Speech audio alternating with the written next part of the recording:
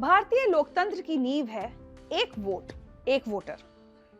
लेकिन क्या होगा अगर ये वोट ही किसी की पहचान बन जाए और उसे उसको साबित करना पड़े? बिहार में शुरू हुआ एसआईआर यानी स्पेशल इंटेंसिव रिवीजन अब देश के 12 राज्यों में लागू होने जा रहा है। चुनाव आयोग का कहना है कि ये वोटर लिस्ट को साफ सुथरा बनाने के लिए जरूरी है, लेकिन विपक्ष का आरोप है कि ये सत्ताधारी दल की एक चाल है वोटर्स को हटाने की। आइए समझते हैं कि आखिर ये एसआईआर है क्या और इसे लेकर इतना बवाल क्यों मचा हुआ है। 27 अक्टूबर को चुनाव आयोग ने ऐलान किया कि एसआईआर का दूसरा चरण 12 राज्यों और केंद्र शासित प्रदेशों में होगा, जिनमें शामिल हैं उत्तर प्रदेश, पश्चिम बंगाल, तमिलनाडु, राजस्थान, मध्य प्रदेश, छत्तीसगढ़, गुजरात, केरल, गोवा, अंडमान निकोबार, लक्षद्वीप और पुडुचेरी। इसमें 51 करोड़ मतदाता कवर होंगे। गणना प्रक्रिया 4 नवंबर से शुरू होगी। ड्राफ्ट लिस्ट 9 दिसंबर को आएगी और अंतिम लिस्ट 7 फरवरी 2026 को जारी होगी। एसआईआर वोटर लिस्ट का एक व्यापक और गहन पुनर्निरीक्षण है। ये कोई सामान्य अपडेट नहीं, बल्कि घर घर जाकर हर मतदाता की पहचान की पुष्टि करने वाली प्रक्रिया है। संविधान के अनुच्छेद 324 और जन प्रतिनिधित्व अधिनियम 1950 की धारा 21(3) के तहत चुनाव आयोग को यह अधिकार है कि वो वोटर लिस्ट को अपडेट करे। आजादी के बाद ये 9वीं बार हो रहा है। पिछली बार 2002 से 4 के बीच में हुआ था, यानी 21 साल बाद ये फिर से लागू किया जा रहा है। चुनाव आयोग का तर्क है कि पिछले 2 दशकों में शहरीकरण, प्रवास और जनसंख्या बदलाव के कारण वोटर लिस्ट में बड़े पैमाने पर गड़बड़ियां हो गई हैं। डुप्लीकेट वोटर, गैर पात्र लोग और यहां तक कि अवैध प्रवासियों के नाम भी लिस्ट में आ गए हैं। एसआईआर का मकसद है सिर्फ असली भारतीय नागरिकों को वोटर लिस्ट में रखना, बाकी सबको हटाना। जैसे कि भारत की विकास गाथा के साथ साथ लोगों का माइग्रेशन के साथ साथ कई बार उनका वोट पुरानी जगह भी बना रह जाता है और नई जगह भी बन जाता है, अर्थात एक से जगह ज्यादा रजिस्टर होने वाले वोटर्स। कई बार किसी की डेथ होने के बाद भी उसका नाम न हटाया जाना या गलती से किसी भी विदेशी नागरिक का नाम मतदाता सूची में आ जाना। इन चारों कारणों की वजह से चुनाव आयोग ने निर्णय लिया कि पूरे देश में चरणबद्ध तरीके से एसआईआर कराया जाए और इसकी पहली कड़ी बिहार आपके सामने समाप्त भी हो चुकी है और बड़े सफलतापूर्वक लोगों ने चुनाव आयोग पर विश्वास भी जताया है। जैसा कि मुख्य चुनाव आयुक्त ज्ञानेश कुमार ने बताया, एसआईआर का सबसे बड़ा उद्देश्य है एक साफ सुथरी वोटर लिस्ट। ये एक व्यक्ति एक वोट के लोकतांत्रिक सिद्धांत को मजबूत करता है और चुनावी प्रक्रिया में पारदर्शिता लाता है। लेकिन इसके नुकसान की बात करें तो विपक्षी दलों और विशेषज्ञों की चिंताएं भी कम नहीं है। उनका कहना है कि गरीब, दलित, आदिवासी और अल्पसंख्यक समुदाय जिनके पास जन्म प्रमाण पत्र या नागरिकता के दस्तावेज नहीं है, वो इस प्रक्रिया में सबसे ज्यादा प्रभावित होंगे। दूसरे चरण की एसआईआर के लिए चुनाव आयोग ने आधार वर्ष के रूप में 2003-4 को चुना है। इसका मतलब है कि जिन लोगों के नाम 2003 की वोटर लिस्ट में थे, उन्हें किसी नए दस्तावेज की जरूरत नहीं है। उनकी नागरिकता और पहचान को स्वीकार मान लिया जाएगा। लेकिन जो लोग 2003 के बाद वोटर लिस्ट में जुड़े, यानी लाखों करोड़ों युवा, नई पीढ़ी, अप्रवासी, उन्हें फिर से अपने जन्म, निवास और नागरिकता के प्रमाण देने होंगे। दरअसल एसआईआर में 3 तरह के वोटर हैं। पहला, जिनका नाम 2003 की लिस्ट में है, उन्हें कोई परेशानी नहीं। दूसरा, जो 2003 के बाद जुड़े लेकिन जिनके माता पिता का नाम 2003 की लिस्ट में है, उन्हें भी अतिरिक्त दस्तावेज नहीं देने होंगे। लेकिन तीसरा, जिनका अपना और माता पिता दोनों का नाम 2003 की लिस्ट में नहीं है, उनके लिए सभी दस्तावेज देना अनिवार्य होगा।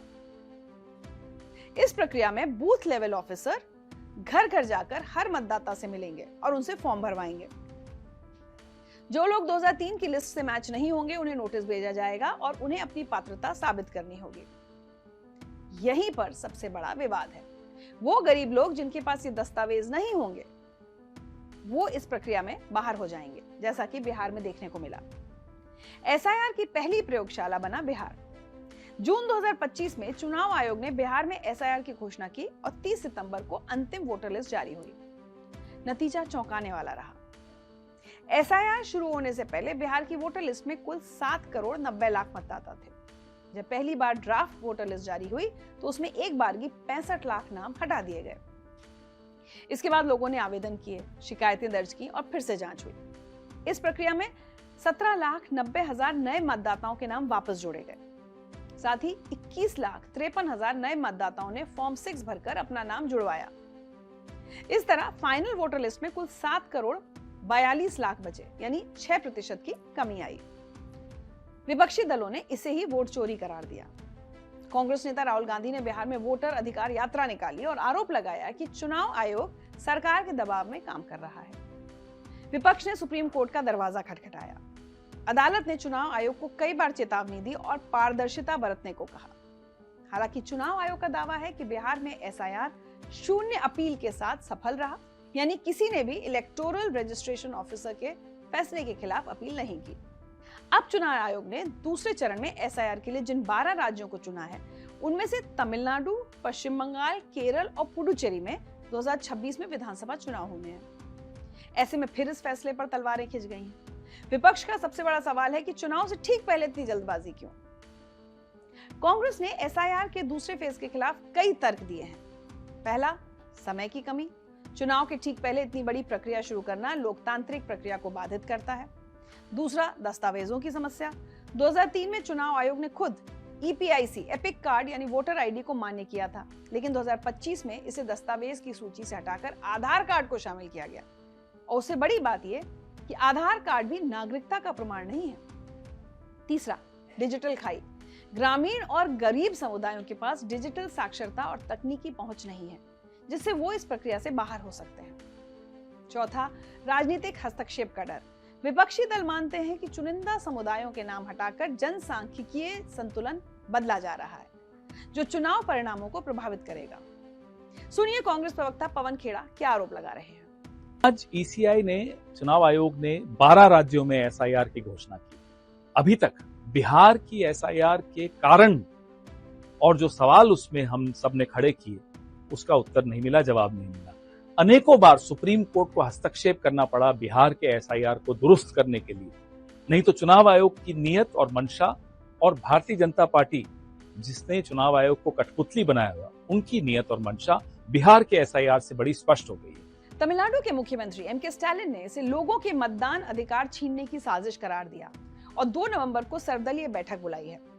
डीएमके और उनके सहयोगियों ने आरोप लगाया है कि बिहार में मुस्लिम, दलित और महिलाओं को निशाना बनाया गया और तमिलनाडु में भी ऐसा ही होगा। उधर एसआईआर शुरू होने से पहले ही ममता सरकार ने पश्चिम बंगाल में 10 जिलों के डीएम समेत 64 आईएएस बदल डाले।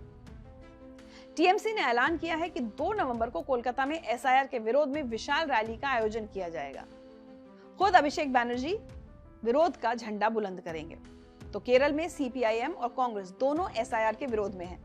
केरल विधानसभा ने 29 सितंबर को ही सर्वसम्मति से एसआईआर के खिलाफ प्रस्ताव पारित किया। देश की पहली विधानसभा जिसने औपचारिक रूप से इसे खारिज किया है।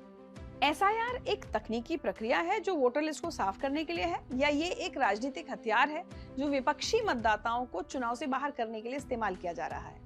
ये बहस अब सिर्फ बिहार तक सीमित नहीं रही। 12 राज्यों में एसआईआर की शुरुआत के साथ ये मुद्दा राष्ट्रीय चर्चा का केंद्र बन गया है। चुनाव आयोग की पारदर्शिता, सरकार की नीयत और विपक्ष की चिंताएं सब एक साथ आ गई हैं।